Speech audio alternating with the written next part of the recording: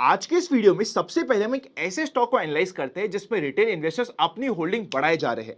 बड़ा इसलिए रहे क्योंकि स्टॉक का प्राइस टूट रहा है तो वो एवरेज डाउन करते जा रहे हैं और आज के दिन ये रिटेल इन्वेस्टर्स का one of the favourite stock बन चुका है। नाम है आईएक्स। सबसे पहले आप चेकआउट करिए ओनरशिप पैटर्न को फंडामेंटल एनालिसिस के अंदर। आप देखेंगे कि म्यूचुअल फंड की होल्डिंग 13.61% से बढ़ते बढ़ते 16.6% पे पहुंच गई है पिछले कुछ क्वार्टर्स में।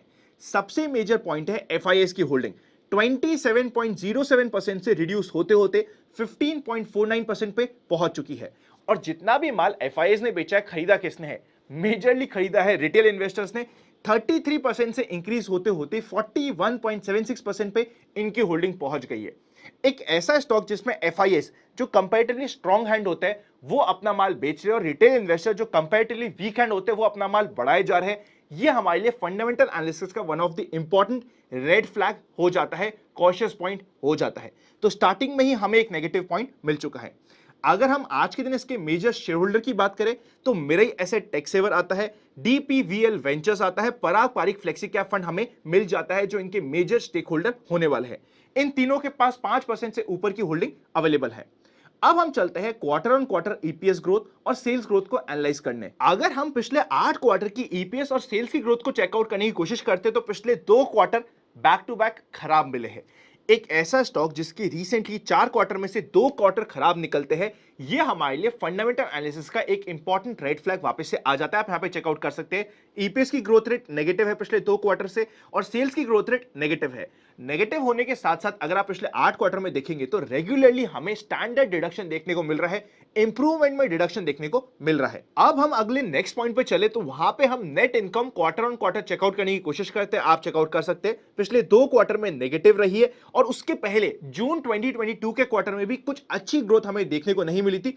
15% से कम की थी growth. In the similar way pretax income और ईबीआईटी का परसेंटेज चेंज ही हमें नेगेटिव देखने को मिल रहा है। अब अगर हम एनुअल फिगर की तरफ जाए तो सबसे पहले रिटर्न ऑन कैपिटल एम्प्लॉयड 53% का है, अच्छा है। रिटर्न ऑन इक्विटी 43% का है, अच्छा है। सेल्स ग्रोथ अगर हम ईयर ऑन ईयर बेसिस पे चेकआउट करें तो वहां पे हमें 36% की ग्रोथ देखने को मिलती है इमीडिएटली पिछले साल में। उसके पिछले साल में 2021 में 24% की ग्रोथ थी। कंप्लीट एनालिसिस का कंक्लूजन ये निकल के आता है कि यहां पे स्टॉक में अगर हम चेकआउट करते हैं बिल्कुल रीसेंट क्वार्टर्स को तो डेटा खराब है, चाहे वहां पे हमें ओनरशिप का डेटा हो, ईपीएस ग्रोथ रेट का डेटा हो या फिर सेल्स ग्रोथ का डेटा हो, इतना इंटरेस्टिंग हमें नहीं दिख रहा है। ईयर ऑन ईयर बेसिस पे स्टिल हमें ओके ओके फंडामेंटल्स दिख रहे हैं। फंडामेंटल के ओवरऑल बेसिस में अगर आप फंडामेंटल एनालिसिस को स्ट्रिक्टली फॉलो करते हैं तो ये स्टॉक आपके लिस्ट में नहीं आएगा। पर अगर किसी के पास ऑलरेडी आया हुआ है तो हम सीधा चलते हैं स्क्रीन के ऊपर और टेक्निकल एनालिसिस करके देखने की कोशिश करते हैं कि टेक्निकली हमें ये स्टॉक क्या बताने की कोशिश कर रहा है।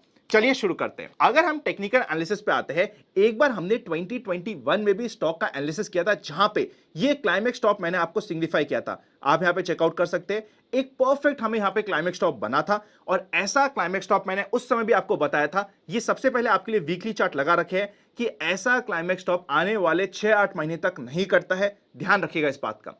जब ये करेक्ट हो चुका था उसके बाद हमने यहां पे डिटेल में एक लाइन लगा रखी थी कि 177 के ऊपर ही इस स्टॉक में स्ट्रेंथ आती है।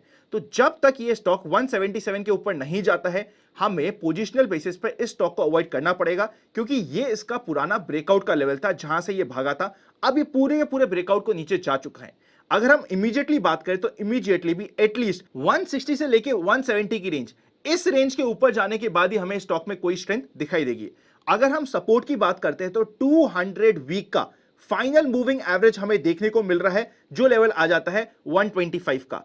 अगर इस बार, पिछली बार ये इस लेवल को सस्टेन करके बाउंस बैक कर गया था, अगर इस बार इस लेवल को सस्टेन नहीं कर पाता तो बहुत ज्यादा अल्ट्रा वीक ये हो जाएगा और हमारे लिए ये एक स्ट्रिक्टली वार्निंग का साइन दे रहा होगा। यहां पे अगर हम कंक्लूड किया जाए तो फंडामेंटल बेसिस पे ये स्टॉक हमें सपोर्ट नहीं दे रहा है।